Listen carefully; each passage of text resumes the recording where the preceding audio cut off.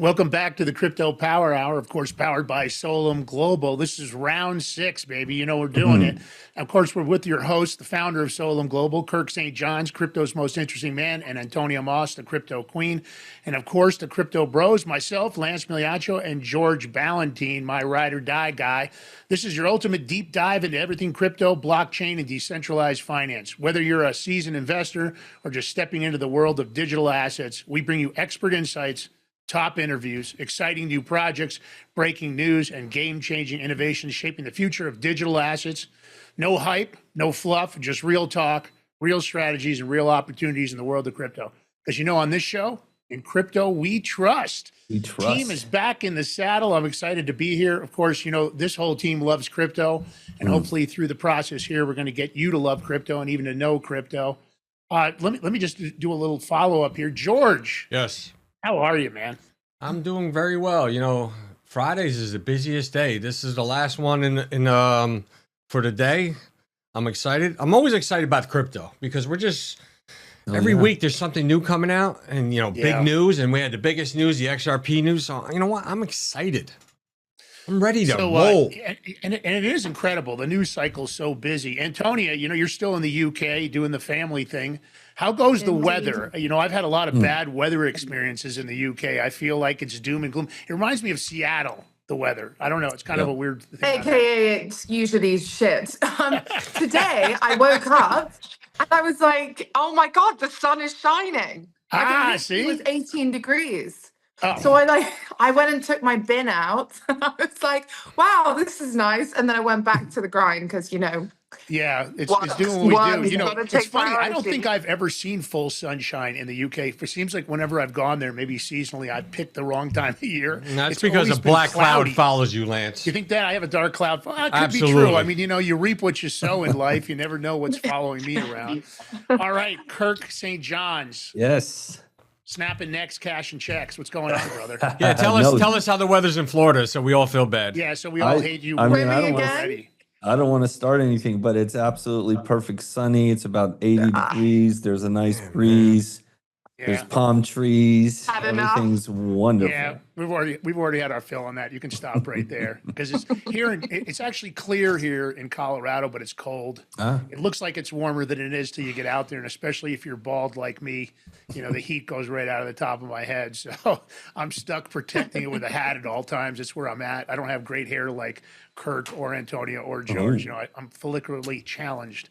Well, you know, if you guys are just joining the show for the first time, you know, you can always catch it here on Wednesdays at 3 p.m. and Fridays at 3 p.m. on Rumble. It's our home base and locals. If you want to learn about crypto, this is the spot. We've got some incredible, interviews coming up. I'll start sharing those in the crypto the Crypto Power Hour social media. If you're not following us on X, you should be. If you're not following Solum Global, if you're not following the hosts, we'll give you all those at the very end of the show. But you should be following all us, especially if you want to get in on some of this generational wealth. Now, Antonia, we have talked about on this show, we've talked about groups like the NCA that are coming out, that they're going to be educating people. And we've talked about how confusing the world of cryptocurrency and digital assets and blockchain are. Maybe not so that it's the product so confusing, but it's just the nomenclature, the verbiage.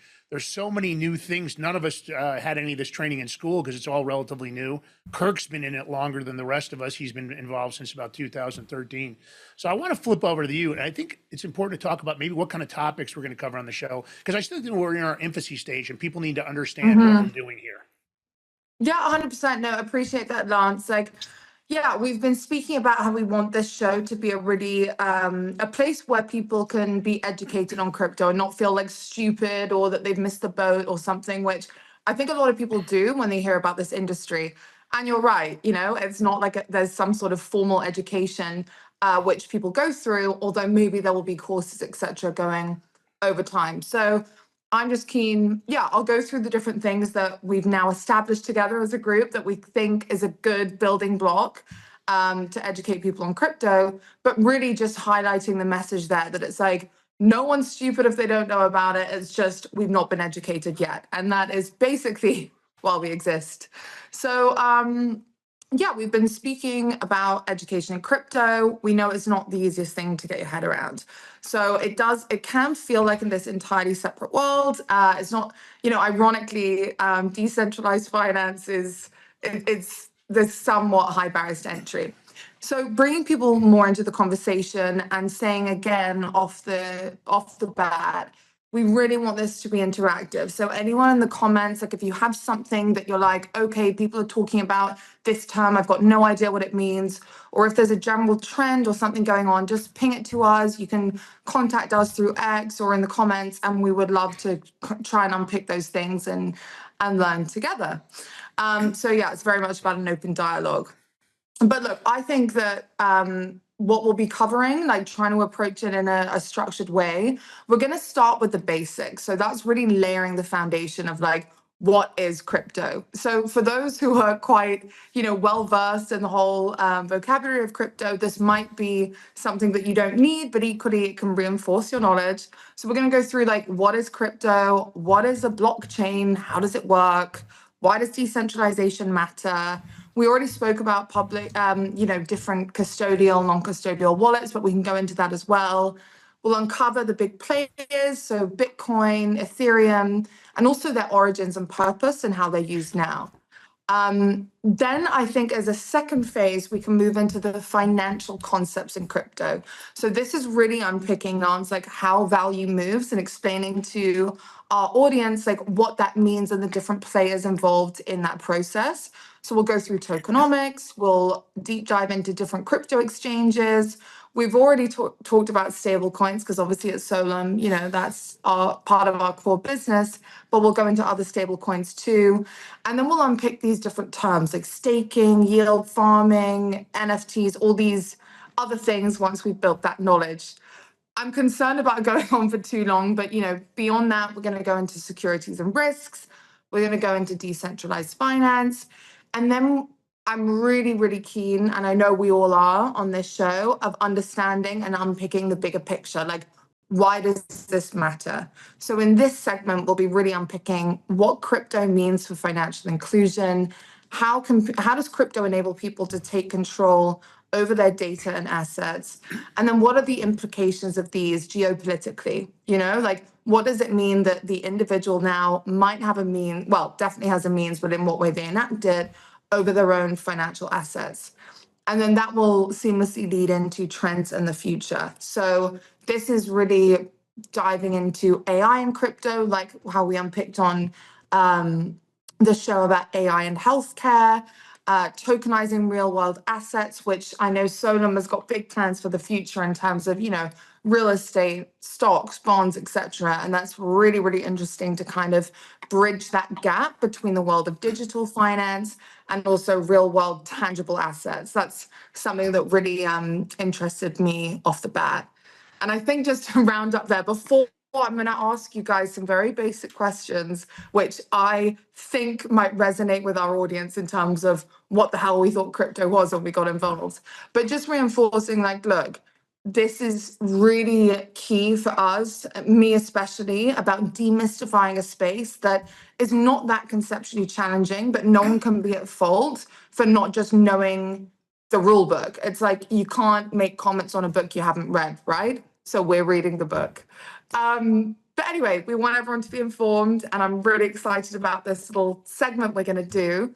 But yeah, Lance, I'm just going to ask the floor, like, to kind of gauge some sort of humanity to this. I know you guys and me getting there are meant to be the crypto experts, but when have you guys felt the most like out of touch with crypto terminology? Do you remember a time, Lance, where you were like, what on earth is going on? What's this person saying? And you just felt, a bit confused, and I'm not saying you felt stupid, but something like that. I think I'm sure our audience feel it.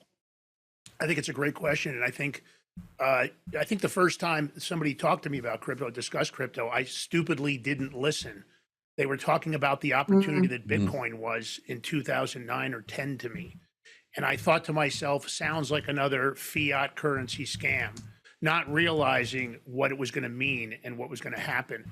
Because I think what's really interesting when you say demystify, I think that's important because terminology and verbiage sometimes is overly complicated. MIT did a study years ago where the law, they determined that the law was intentionally complicated so that the average person couldn't represent themselves, so that it was somewhat done intentionally. And I always thought that was an interesting study. And I think in this case, when we take verbiage, the first time I heard decentralization, I thought, I have no idea what that means. I really didn't. I mean, I didn't understand what it meant as far as this application. So I think when you say, do people realize why decentralization matters? I think most people, the answer would be no. They don't have any idea, because when we talk about it in finance information or governance, we're really talking about one thing: it's control. The government's always wanted control of our money. The government's always wanted control of the people. And it doesn't matter what continent you live on. This is a global issue. They always want to track your money. It was something as simple when they said, we want to know anytime you've been sent more than $500 or $600 on Venmo or Zelle. That's control. And the idea behind Bitcoin was for no control. I think the original application of Bitcoin was for online gambling. That's when it first, some of the original coding, if you look at it, was for online gambling. A lot of people think it was Paul LaRue. I think it probably was. He's in jail now. But it was because he wanted to figure out a way to launder criminal proceeds. But again, I don't think that's what the industry is now. It's not what it's about. So you look at who holds the power, and I think right now most systems are all centralized. The banks are centralized, the institutions are centralized, government's centralized, big tech's centralized, and they're controlling everything. And so, of course, they decide who gets a voice, who gets access, who gets censored, who gets locked out. George and I, for our regular show over on Rumble, the Big Mig Show, we were censored. We've been suspended. We've been permanently banned on YouTube for putting out the truth.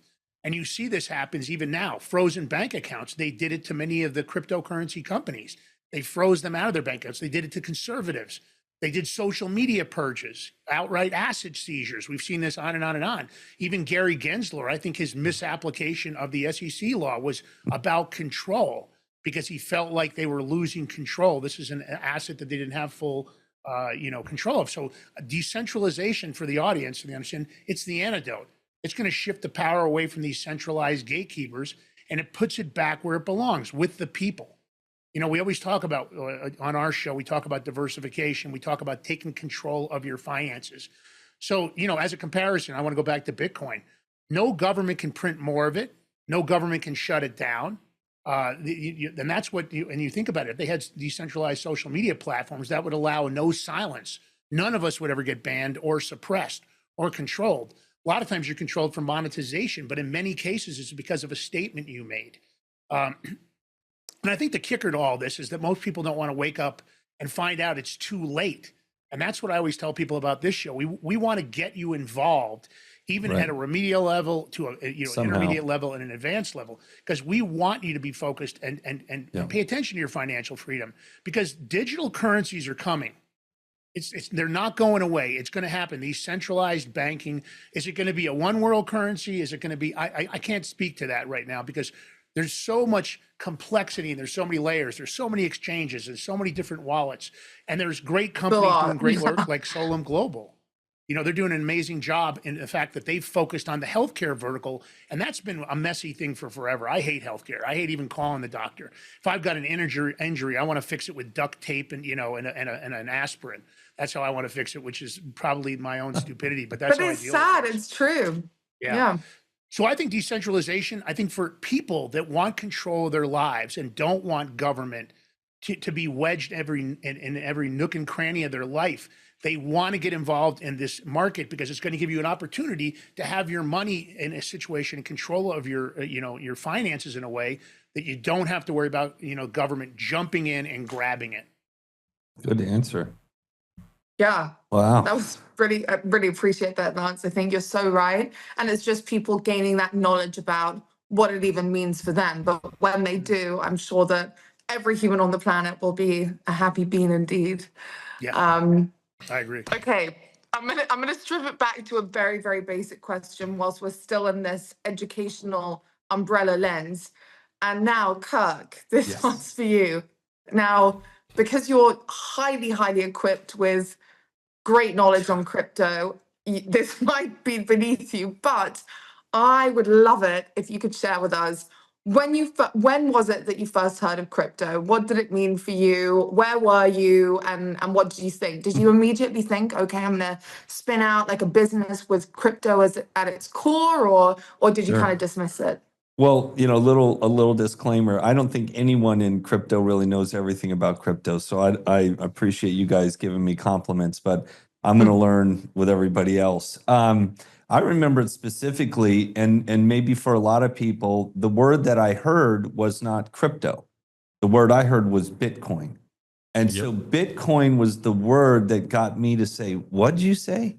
And it's my partner in the company, Solum, Sterling Griffin. We were out in Seattle. I was just doing the big e-commerce stuff with Amway and bringing a bunch of people online, doing shopping carts and things like that, and the payment gateways that go along with shopping carts, Visa, MasterCard, all that stuff. And probably like within a 1 week period, 2 or 3 people brought up the word Bitcoin. But when Sterling brought it up, he said, hey, have you heard of this? And I, other than people asking me about it and like, assuming I knew something about it because I was, a techno person, it just caught my attention and I immediately went to look at it. So at first, I didn't necessarily think, hey, let's start Solum Global. But I did look at it and say, holy shit, people sending money around over the internet are going to be out of business very, very soon, right? And you saw the coin, the wallets, the chain, and all that stuff there. And I just fell in love with it because I had just come through what we called the .com era of getting people on the internet and then having stuff you could do. And then I was looking down the road going, holy shit, all this is going to go to some form of or the other of a blockchain. So it was Seattle, and 2012, 2013 is where I was when I heard it. That's pretty cool. It's crazy that it was like in the actual pretty recent past, right? It's just such a new, fresh industry, and that really reinforces that we're not late. If you compare every industry under the sun we've ever seen, we're very, very early. I was going to ask you a little bit more about how you would explain the blockchain to the average Joe, aka me or someone else, but I'm not sure how we're doing on time, so I might jump to George unless you can be pretty quick on that. I can be really quick. So certainly if you watch Star Trek, it's easy, right? So it's taking all the information and breaking it up and sending it out and then having it reaggregate together versus the internet, everything's on a train rail, one car behind the other. So that's how I would describe the blockchain in a short phrase. I'd say it's the new super information highway, but there aren't any car accidents or traffic jams. That's it. That's nice. I like the analogy. Thank you. Okay, finally, guys, I'll stop talking now because I'm even being bored by the sound of my own voice. But George, this one is for you. Oh. Right. The two, at least royal family members of crypto that we hear of, Bitcoin and Ethereum. So if you had to pick one, I'm not going to force you into either, to explain to a complete beginner, what do you think is like the most approachable, or you'd advise, or I'll leave it to you. That's an easy one. I like that question. So obviously, for me, it'd be Bitcoin, because for the complete beginner, Bitcoin is the digital gold. It's the simplest way to think about it. It was designed to be decentralized, limited supply currency that no government or bank can control. And that's the biggest aspect, because Lance was just talking about that, we're decentralized, is we don't want banks or any big governments to have control of it. And just like gold, it's valuable because it's scarce. There's only 21 million that will ever exist. And some have been lost, and wallets that people have lost, dumped in the dumps. So unlike gold, you can send it instantly across the world with no middleman, which means less fees, less charges, and it's quick. So now Ethereum, it's amazing too, but it's more like an operating system or of decentralized finance. It allows developers to build more smart contracts and applications, what makes it super powerful. But for the beginner, Ethereum can feel more complicated. There are gas fees, staking, and whole ecosystem of tokens and projects built on top of it, which can be a little bit confusing. So with Bitcoin, it's simple, and simplicity for me is the best thing. Keep it simple. I love that. Occam's razor. Yeah, so digital money that you can send, receive, and store, right? Scarce and secure. No one can just print more like the feds do with our dollars and actually make our dollars worth less. So easiest entry point, you buy it, you hold it, you understand it. 3 simple things. You buy it, you hold it, you understand it. So if I'm introducing someone to crypto for the first time, Bitcoin is the gateway drug. Once they get that, I love it. they can dive into Ethereum, smart contracts, and the full world of DeFi. But hey, that's my take. But I just want to add something real quick, too. Another thing. You know, Pakistan, they just legalized Bitcoin and cryptocurrency. And they always use the term, they put Bitcoin first because, like I said, that's the gateway drug. People know what it is. Well, even Kurt said that he didn't hear crypto, he heard Bitcoin. Yeah. So you're the best professor I ever had, George. I appreciate it. Oh, thank you. Right. Professor George. Anyway, I think that's me for my education roundup, but very excited for the things we're going to dive into over the next, over the next episodes to come. Yeah, we've got another 30 minutes we can cover. I think it's great, and I think it's important that we're doing that. I think breaking it down on this show, because you're going to get a lot of terminology, and you can buy books right now. There's Cryptocurrency for Dummies and that series with the yellow cover that's out there. There's lots of other books. I've been buying quite a few of them. I'll buy even the remedial books sometimes because I try to dive into, and really immerse myself. You guys may not have the same time to do it, and that's why the Crypto Power Hour is here. That way you can tune in for our hour, an hour or so, because, we do a natural out here on this show. We don't keep banking hours. Hopefully we've done the research, the investigations, and we can get right to it. I know we're going to have to take a break here like we usually do, but of course, before we fire up, this is going to be a big story that we're going to cover first. The SEC, Kirk, I want to ask you, where were you when you heard this story drop? SEC XRP appeal, it's done. Stick a fork in it. It's funny because I keep my phone with me all the time. So it was my little indicator that my XRP was going up. So I was sitting on my back porch overlooking my pool, and I got the little jingle and I went, oh, wow. And I flipped over to X and I saw Brad from XRP making the announcement. And, I was super excited to hear it. I love the direction that we're going. And all this is, I think back to some of the comments on last show about the government sort of turning the corner and instead of being a hindrance to the development of the industry and the different projects, platforms, coins, and all that, they're starting to help us. So I'm excited, very excited.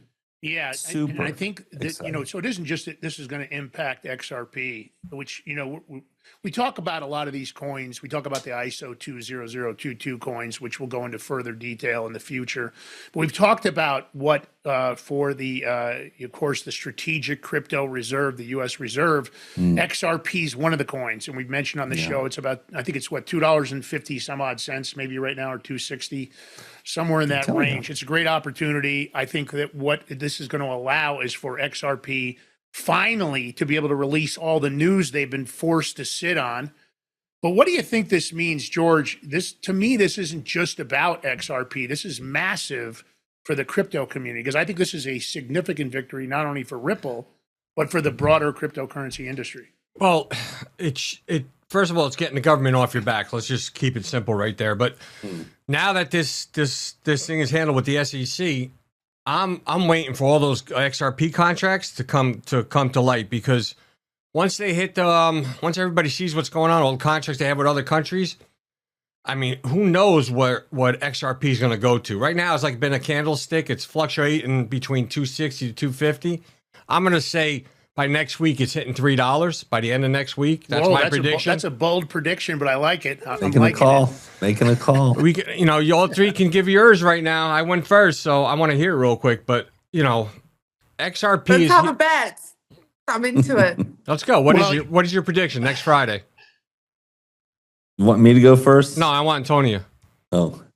I mean, I just liked what you were saying, so I'm going to go like a point higher than you just to be annoying.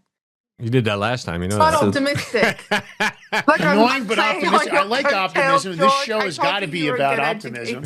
Okay, Kirk, what are you going at? Okay, so Friday, March 28th, I believe will be the date. I think it's going to be at like 2:20. Oh. I see a pullback because of the news will deflate a little. You know, I don't see that for a number of reasons. I think they're going to start to use that news, and what we're talking about is in that lawsuit. There's over 3,000 agreements that have never been discussed. Yep. Because they were under NDA and they were under a court order to not release the information because that was part of what they were being investigated for. It's actually over 3,300 agreements, what I've been told, total count. I never sat there and counted every one of the points that were made, but it said 3,000, then it added another 400 later on. So I'm going to predict XRP only because I know there's some resistance and some support at some different levels that I've looked at.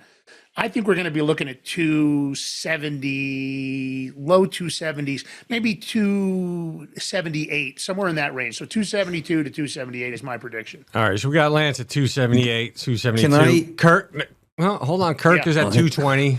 I'm at 3, and once again, Antonio's riding my coattails, going a little percentage higher. So. No, I'm piggybacking. It's like the Price is Right. It's like the Price is Right, where you bid $1 more than the other person, so you can just win by a margin. But I like the play. I'm going. It's a good strategy. Kurt, what's your strategy? Hold on. You got a comment? George is going for 2-0 because he was right on the last time with Bitcoin. No, he wasn't right. Yes, I was right. No, you were not right. 100%, I was right. Okay, somebody go to Rumble, please, and pull up that episode and get it in the chat. I thought I was right, but I guess I didn't understand the question. My timing was wrong. You said I told 70s. you guys what it was going to. Well, I got it right. That's what it dropped to. No. I didn't realize the timing. You gave a specific. We said you asked Friday. me what the bottom was. Everybody's on Bitcoin. right. You know, George has got selective memory. I deal with it on a regular show. You guys have egos that you can't admit when you're wrong. We said by Friday, on the day of Friday, just like we just did this on Friday. Okay. But can I just say something real quick for our audience? It's a super interesting teaching moment. So we talked about derivatives, futures, and all that kind of stuff on the last show. So right now we're sitting here saying, what do we think XRP is going to be worth in the future? Right? So I have some XRP. Lance has a number. George has a number. Antonia's piggybacking off George with her number. So if I think my XRP is going to be, let's say right now it's 250, and I think it's going to be worth 220, and Lance thinks it's going to be worth 270 next Friday, Lance would give me, say, 3, maybe 6 or 7 cents now for the option to buy my XRP from me next Friday at $2.20.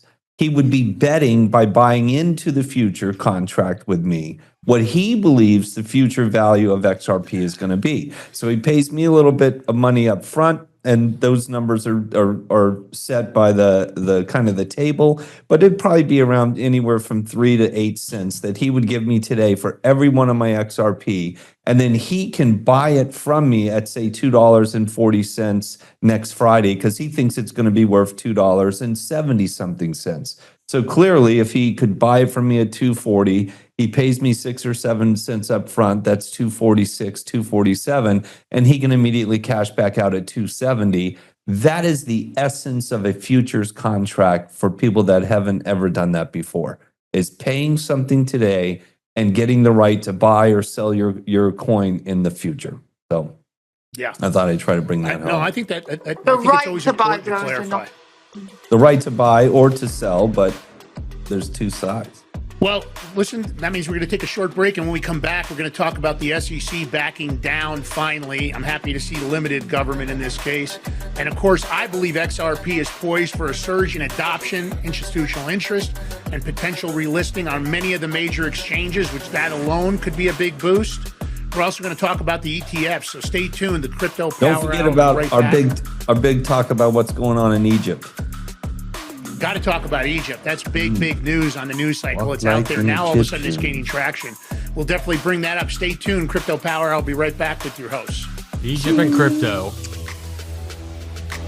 As an American who keeps up with the real news, you know by now the severity of the economic issues that are plaguing our great nation. My name is Jonathan Rose, and I'm the CEO of Genesis Gold Group, the only major faith-driven company in the industry. 2024 is a year full of uncertainties, with trillions of dollars in national debt, inflation impacting your savings, and a pivotal election year.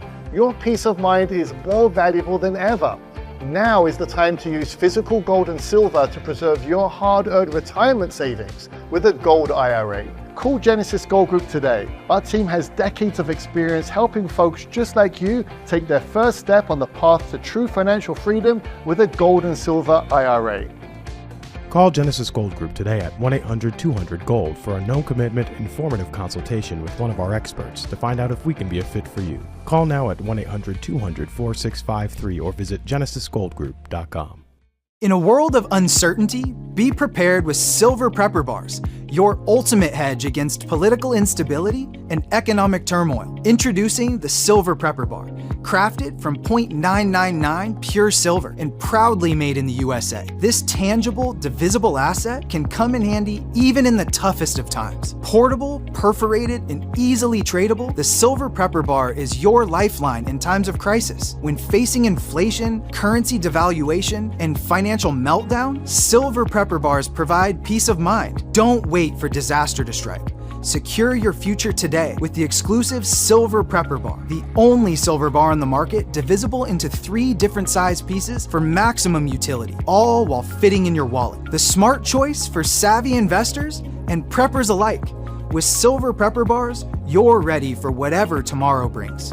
Hi folks, I'm here today to introduce you to the Prepper Bar from PrepperBar.com, the most unique precious metals product we have seen in a long time. These 62-gram bars are perforated and easily broken down into your choice of 3 different sizes to fit a multitude of needs. Whether it be from asset protection from inflation, economic turmoil, or its unique utility for barter and trade, the Prepper Bar makes a perfect gift for all the precious metal lovers out there. Exclusively made here in the USA and selling out fast. Available in both gold and silver, these slim Prepper Bars fit neatly in your wallet, and their utility enables use in any situation. As gold and silver prices continue to surge and top economists predict upcoming shortages, now is the time to secure your precious metals in the form of Prepper Bars. Go to PrepperBar.com now and place your order before supply runs out and prices go up. All payment methods accepted. Order your Silver Prepper Bars now at PrepperBar.com. Silver Prepper Bars, ready for whatever tomorrow brings. Order now.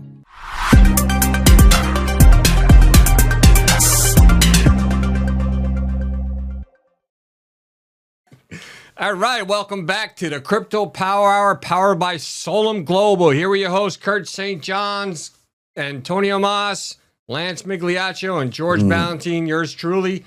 We're bringing you crypto news and highlights all day.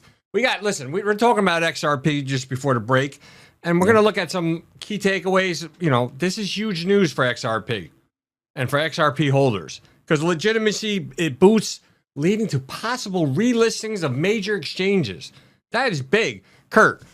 Yes. What do you think about this whole XRP thing? Where I know you said 220 earlier, but where do you see it going, let's say, in the future, like 6 months from now? It's massively unbelievable is what it is. And I'm just talking about till next Friday. And I think that's just going to be because people are going to do some selling off of what you might call profits. I think XRP is going up, and then go up a little more, right? So, but you touched on it, George, and you said countries, but you meant companies. You said XRP has like 3,000 agreements with different companies, and Lance alluded to it. Because of the nature of the SEC investigation, they were not allowed to reveal a lot of things that Ripple Inc., if you will, has been doing, and the number and type of companies and particularly financial banking institutions that have already adopted use of the Ripple ledger. So I personally think that the XRP ledger is going to be like the interbank, settlement ledger. I think it's going to, kick Swift in the rear and down the street. I've already seen major, folks at major banks talking about monies that they have moved over chain, which is our whole paradigm at Solom. It's faster, safer, and smarter, right? But the banks know that as well, and so they're already adopting the infrastructure layer that's going to allow Ripple to just totally explode. Now, I will say this: if call it the marketing team, and I think they're working hand in hand with the Trump administration, decides to roll out some of those contracts and some of those agreements that are in place today with names that everyone across the world will know, then my 220 guess for next Friday is going to get blown out of the water. I think they hold off a little bit before they tell that to people because it's mind-boggling how much work they've done and how integrated they already are into the international financial system. So XRP going to the moon. I agree, and I think the big win here, in my opinion, and the big win for the cryptocurrency market is with this legal battle being settled. Yep. Of course, Gary Gensler's out. He's been the biggest problem along. With this battle settling, now you're talking about XRP being legally recognized as not a security. Right. Not a security. Let me emphasize that, because that's what they were doing to hold back the industry. I can't imagine personally. I feel like the SEC owes XRP investors and holders, billions of dollars in damages, because the truth of the matter is the claim they made about what its status was incorrect from the get-go. But that being said, I'm from New York. I'm going to say it like it is. XRP is going to kick the Swift in the balls. They're going to take a ball shot. It's going to bring them to their knees. It's definitely going to happen. Swift's done. It's old school. XRP's new school. And here's my opinion. 3,300 agreements. Do the math on that. If you only announce 3 of those a day, how long does it take you to release 3,300 contracts of information? Years. It takes years. I'll do the math for you. It takes years. My point is they're going to have to start right now. Is that New York math you're doing? 3,300. 365 days a year times 3. How many is that, Kirk? 1,000. You said 3 a day? At 3 a day. I thought you said 10 a day. No, 3 a day. That was not New York. That was grade school math.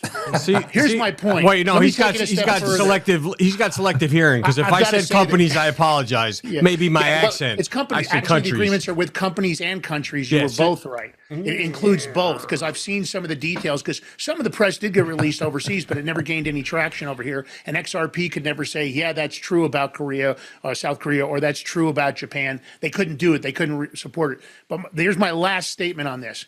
There is no way that this isn't going to, XRP is not going to be one, and I'm going to put my reputation on the line. It's going to be one of the biggest coins out there. Ripple's going to be one of the most successful companies, if not the most successful. Their market cap is going to exceed Ethereum and Bitcoin. Absolutely. It'll exceed them combined. Right. Correct. Exactly. I'm going on the line on that.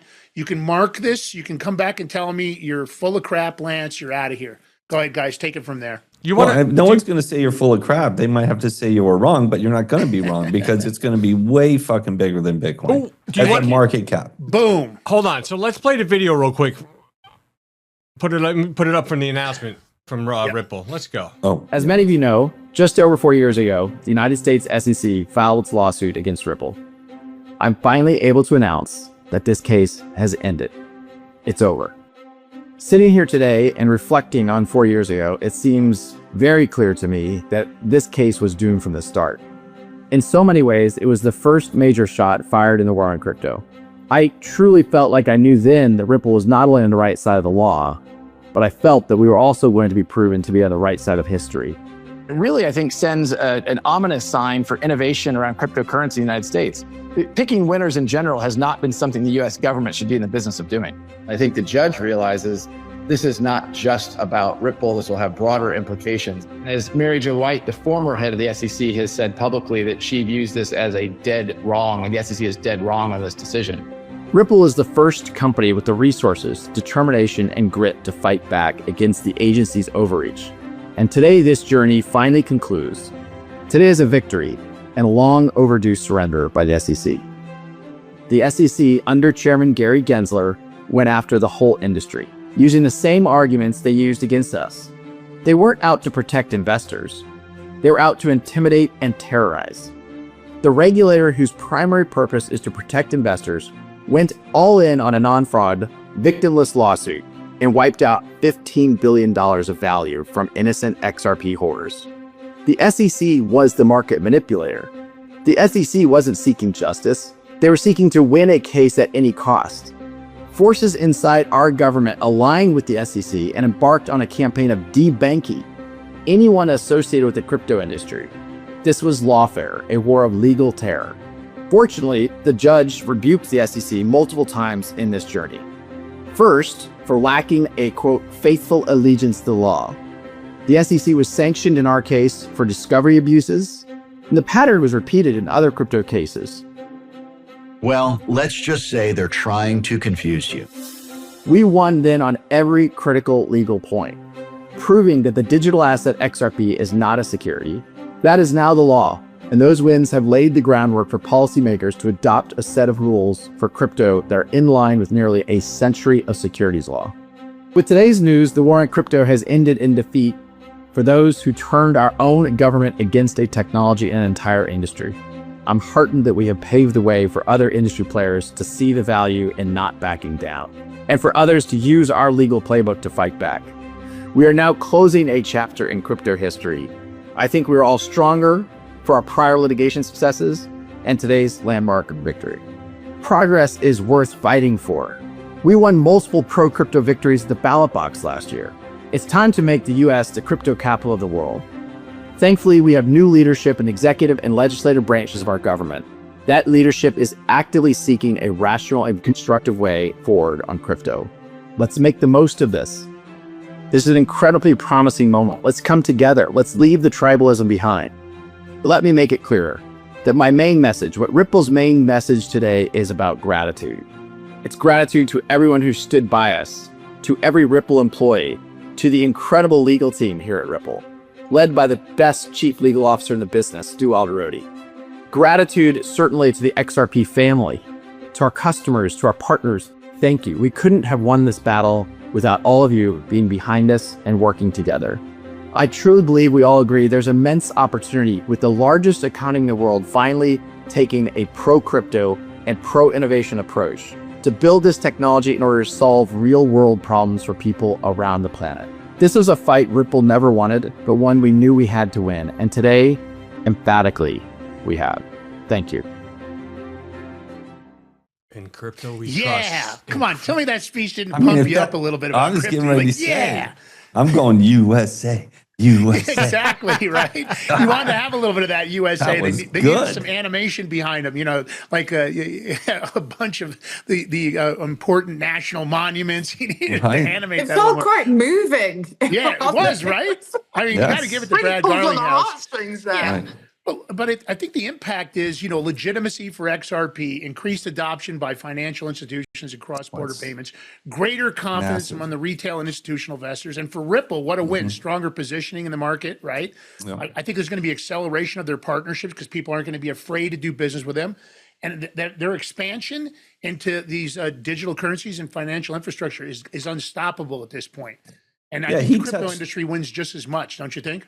Yes, absolutely, for sure. I mean, we're going to win too. I mean, I think we said it on one of the other shows, but Solum Inc. was debanked twice. And all we got Yeah, we was a did. letter in the mail that said you're out. And I called in to say, well, why am I out? And they said, we don't know. You're just out. And so we were out, and they mailed us a check. And I won't name those institutions, but they're two of the big ones. But something I took You know away what? from We that. can name those institutions on this show, Kirk, because that's We what we can. do. Okay, well, then We it's can. Bank You of can drop the America. hammer. Let's call them out for their. Bank of America, which Thank hurts you. me as an American, that hurt me personally, and then Wells Fargo. Well, So the two of them. just so you know, I think Bank of America should now change their name because they're not for America. It should be Bank of Solon. Could be. That's What they should. But I just As long as want they like that. change their policies, I like that. If they're not going to change their policies, I'm thinking Bank of the Communists. I just wanted to point out one thing. Did you notice that Brad's kind of trying to grow a beard? I did notice that. Do you see that? You think he's trying to take a cue from you? I'm just saying, beards are coming back. You know, They're I mean, coming back. maybe that's where he's going. Maybe he was just so excited Well, he didn't shave that morning hold because on. he wanted to get the press out. Beards are in style. It's not like they're coming back. It's just on how you maintain them and stuff. You know, everybody's different. You know, True. you got Duck Dynasty, then you got Kurt St. John's. You got Duck Dynasty. I love you, Kirk. I love you, man. No, I saw some girls playing tennis, and one girl had hair under her arms. So everyone's I'm got not their own. You know, I'm not attracted That's to a that. European I find thing. I find No, I that don't like that. unsettling. I can assure you it's not. Yeah, I can tell you that I'm not into that hair under the armpit thing, and the ungroomed woman is not in my playbook. All right, listen, I want to make sure we cover this, because this is major news. I'm not saying this is crypto, although it's kind of weird in a way that the world seems to be changing so rapidly. Kirk, this is a crazy story. I know you're really on top of it for a number of reasons, because I know you're a proficient reader and you're on social media. But Egypt, is this the largest archaeological find ever in the world, in the history of the world, I guess? Well, so you have to be a little bit nerdy to be an Egyptologist, right? And so I have that side to me. And when you think about the pyramids in Giza and architecturally and all the theories about how they built the pyramids and whether it was the Hebrew slaves pulling, Moses and Charlton Heston and all that stuff, or whether, they were floating rocks down the river and that the Nile River used to be closer to this, that, or the other. But there are some fundamental things about it, particularly the Great Pyramid, right? So a couple, three little tidbits just to get the audience warmed up. The Pyramid of Giza, the big one, is a median height. So the tip of the pyramid to the ground is the median height of all mountaintops in reference to the sea level in the whole world. So if you took all your mountaintops, got an average of it, that's how tall the pyramid is. It's faced exactly due north 3,000 years ago. It's edged off a couple, 3 degrees because of the overall movement of our galaxy, which is kind of cool. If you were to go around the bottom of the pyramid and use what they call somewhat a pharaoh foot as a unit of measurement, which is found all throughout the pyramid, it's exactly the circumference of the Earth. So that's pretty cool. They've got a couple of little, what they call them, air shafts in the pyramid. I don't think they're air shafts, but that's what they call them. And if you went down into the one that's pointed to the north and the left, and you had a little pin light and you shot it straight out through that shaft, it would go right out and go straight over Stonehenge in England. And Stonehenge is round. So if you took the circle, what's that? Stonehenge. What did I say? Now you guys are Stonehenge. You're thinking of hedge funds. That's why it's crypto show, so we get it. If you took that circle of those rocks and put it right down on top of the cone, it's a perfect, square in a circle thing. So, I mean, and it just goes on and on and on and on.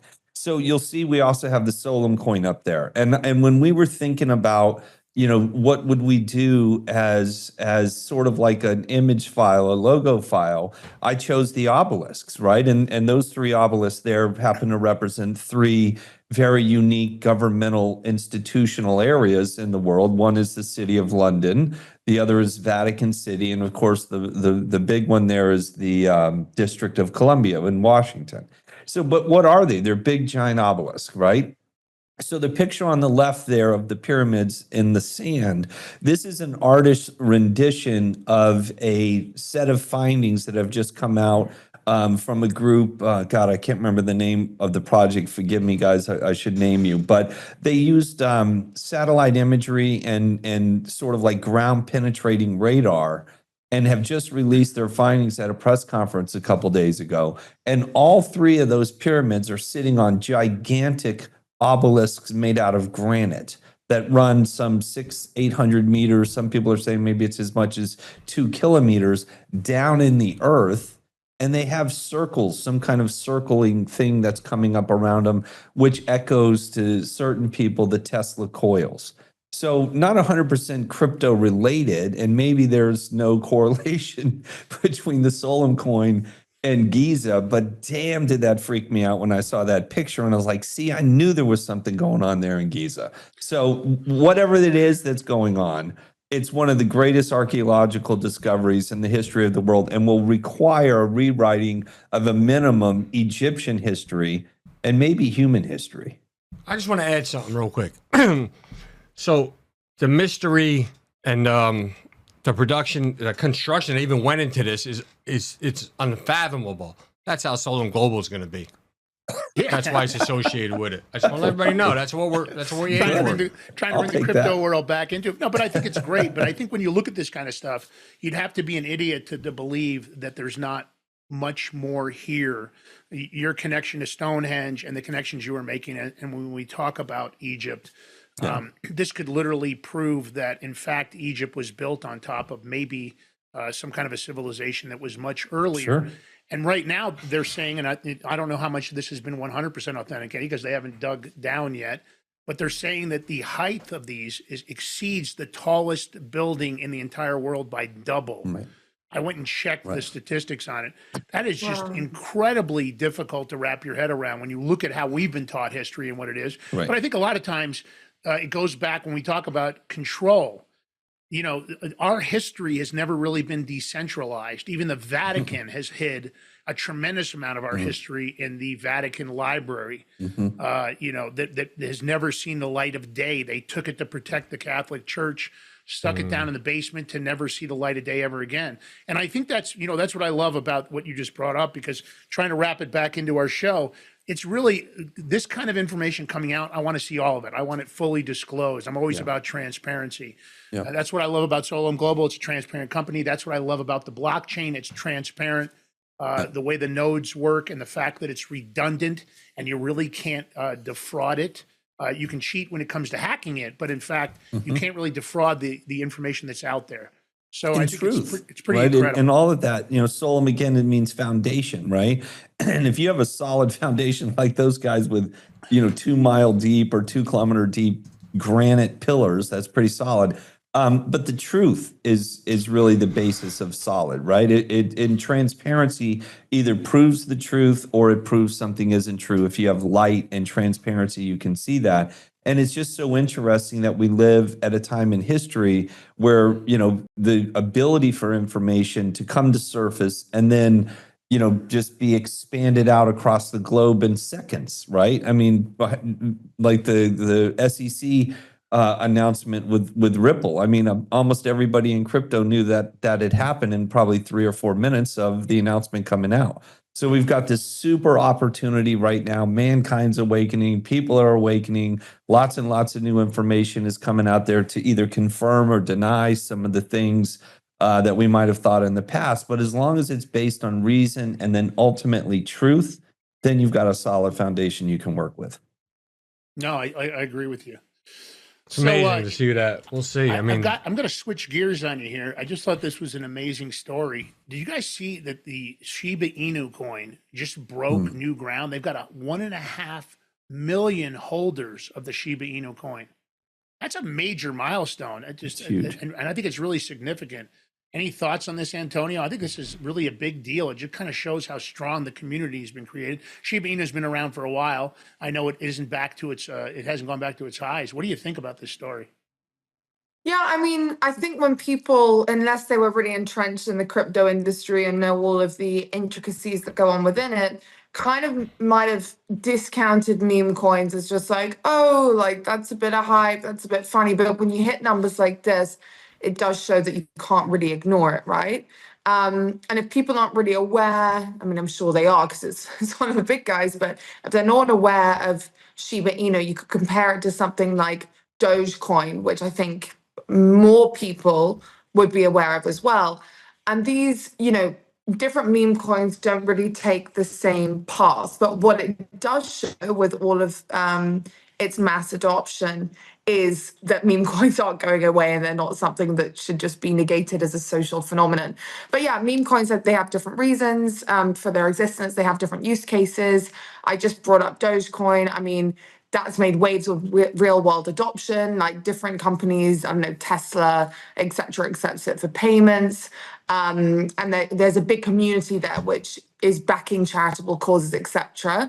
But Shiba Inu, you know, it's really very much, at least to my knowledge, focused on its ecosystem. So it's got Shiba Swap for DeFi, Shibarium, which is this layer 2 solution to lower fees, speed up transactions. So it's really, I guess you could say, pushing towards more utility in the crypto space. Right. So yeah, I think that long version of me explaining my thoughts is just to show that, like, A, meme coins aren't going away, but B, they really do have different use cases, even just in a comparison of 2 of the larger ones I mentioned. Yeah, there's a large segment of the meme coin market for the audience that doesn't have any utility. Shiba Inu has been working on utility. And for anybody out there that doesn't know about this, burning coins is how you increase value. So Shiba Inu just increased their burn rate, where they actually burn tokens, which means they're removing tokens by burning them. That's the tech term for it. But really what it means is they're actually getting rid of tokens. So if you had 10 tokens and you burn 2, you now only have 8 tokens. In the case of Shiba Inu, they've always had a model to burn tokens. A lot of the other groups don't. It shows the commitment to the community. I think it's taken away. It's kind of turning Shiba Inu. A lot of its holders are over a year old. So it seems like it's changing that company from speculative trading to long-term investment. I think they've doubled down on utility. So you just hit the mark on the head. I think it's really important when you look at it from that perspective, where we're heading, because I do believe there are going to be meme coins that are going to have utility, and they're going to have AI pieces embedded into them, and that's going to change the entire market. Something that might be worth touching on there, even though it's not necessarily about this particular coin or their achieving new burn rates, but about community related to coins, right? And it's really cool as sort of an ethos in the crypto space in general. You have your Bitcoin maxis who are Bitcoin maxis because they, like some of the guys I know, they're just convinced Bitcoin's going to $1 million. That is the one and only simple reason they have it, simple reason they own it, simple reason they'll never sell it, because somewhere down the road it's going to hit $1 million and they're going to buy a yacht. So you might almost call that a financial community. There's people in Bitcoin that like you were talking about earlier on the show, Lance, the way it was originally, designed, and the decentralized ability to create value without it being Big Brother, whether that's the church, the government, the central bank, or whatever. But then you have these, I don't want to call Shiba a micro community because obviously it's one of the bigger communities in crypto, but generally speaking, right?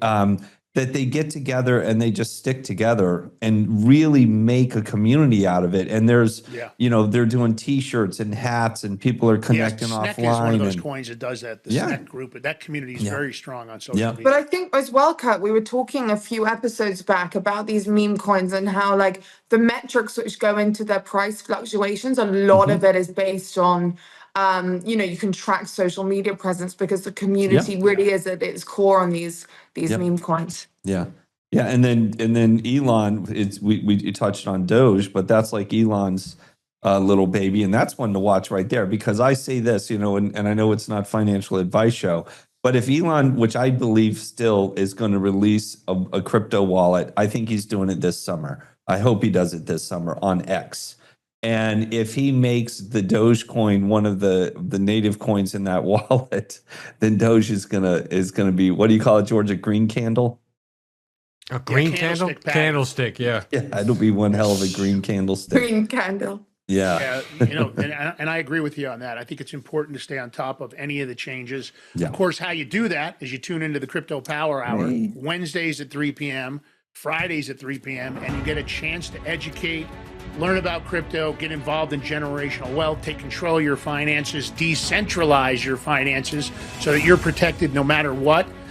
Because I think the world's becoming a much more smaller place, and to be part of that, digital assets and crypto are here to stay, because on this show, In Crypto We Trust, don't forget to follow the Crypto Power Hour on social media. You can find us on Getter, X, and of course, True Social. And don't forget to follow the hosts.